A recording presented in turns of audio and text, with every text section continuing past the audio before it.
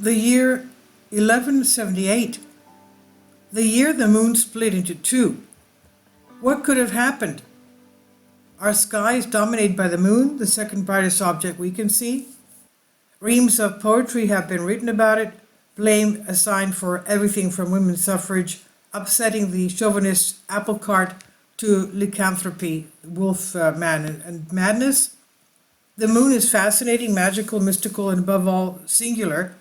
But if you were to, as someone from 1,000 years ago about that last point, you might have received a confusing answer.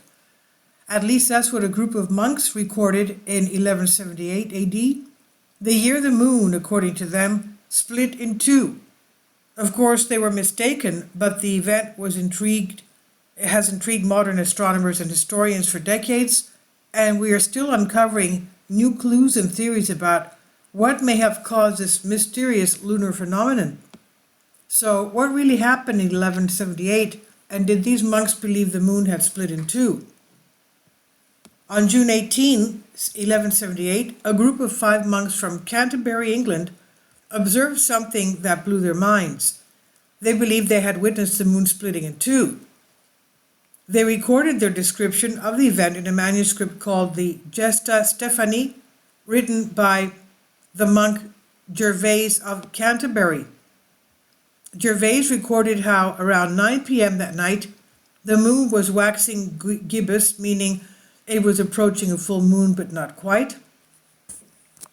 When several monks saw the upper horn of the moon split in two, Gervase described how a flaming torch appeared to crash into the moon.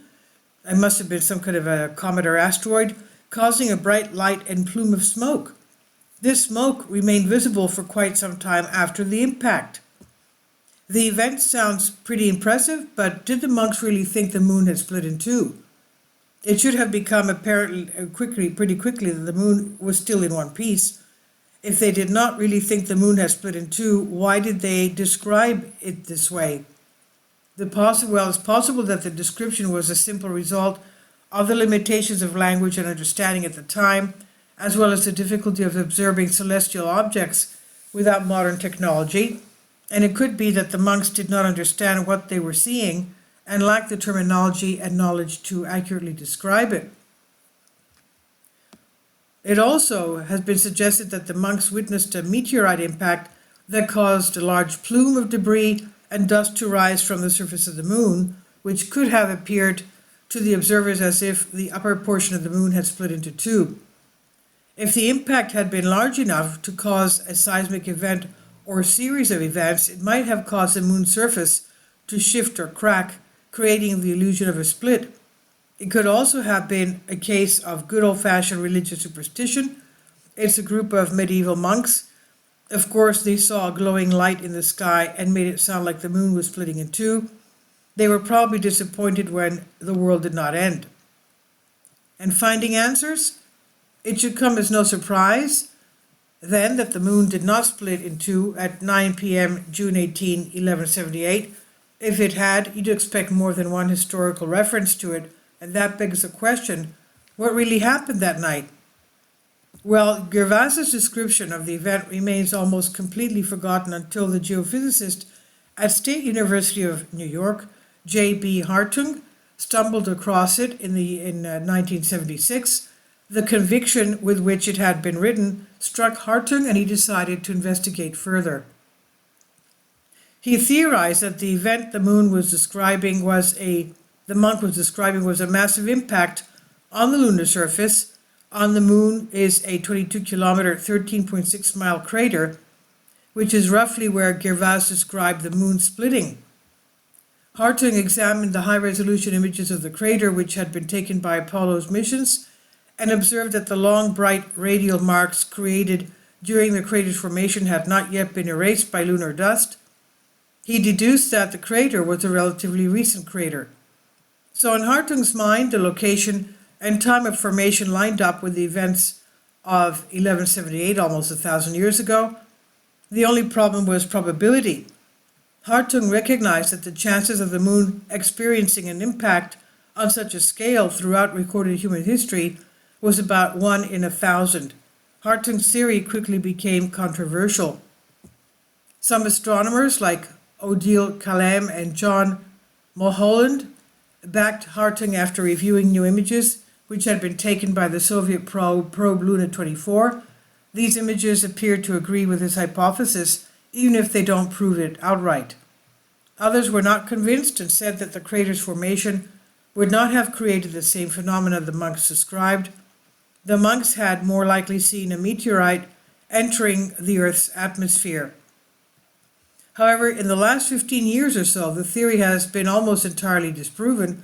In 2009, an astronomer by the name of Tomokatsu Murata calculated that the crater was actually at least 1 million years old, and possibly as old as 10 million years.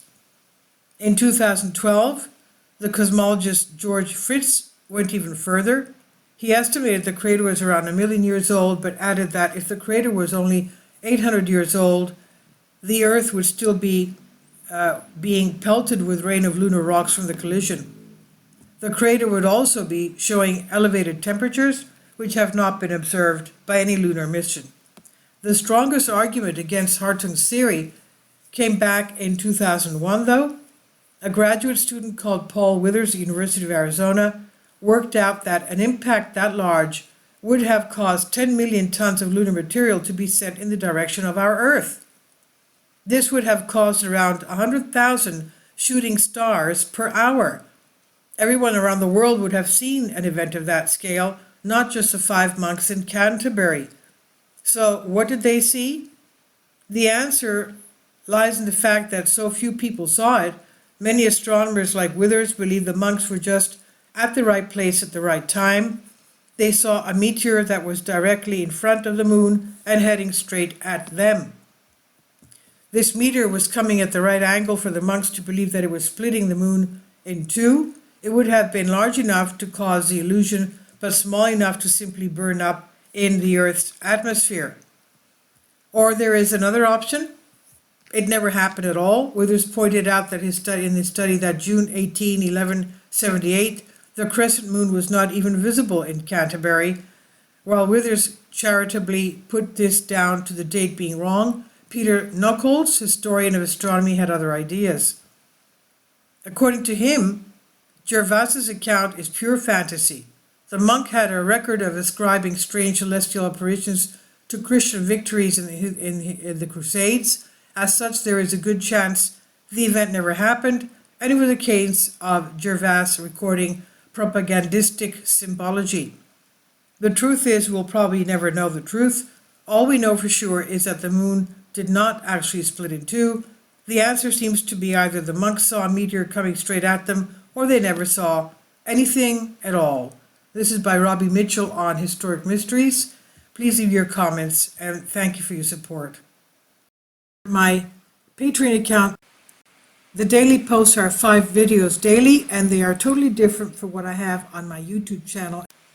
Thank you so much for your support and that you find all my content so interesting. You'll find the Patreon account details in the description box below.